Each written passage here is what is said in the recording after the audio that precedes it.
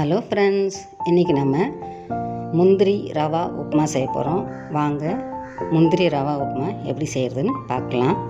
அதுக்கு தேவையான பொருட்கள்: 200 கிராம் ரவை, 3 வெங்காயம், பெரிய வெங்காயம் இருந்தால் 1 வெங்காயம் போதும், 2 பச்சை மிளகாய், 3 காஞ்ச மிளகாய், கருவேப்பிலை, 1 துண்டு இஞ்சி, 1 ஸ்பூன் கடுகு, 1 டேபிள் ஸ்பூன் கடலைப்பருப்பு, உளுத்தம்பருப்பு, 50 கிராம் முந்திரி, 1 டேபிள் ஸ்பூன் நெய், தேவையான அளவு எண்ணெய், தேவையான அளவு உப்பு, 2 டம்ளர் தண்ணி.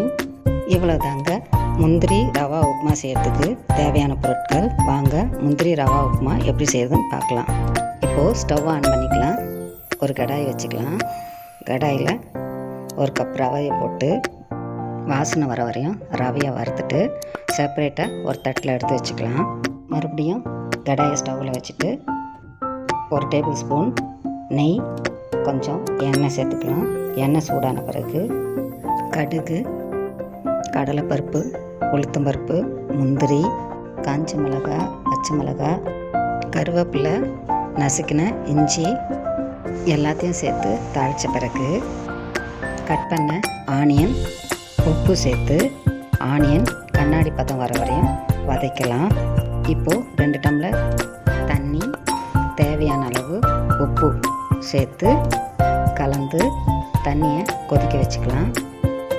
தண்ணி கொதித்த பிறகு ரவையை சேர்த்து கிளறி ஒரு மூடி போட்டு மூடி ஸ்டவ் ஆஃப் பண்ணிக்கலாம்.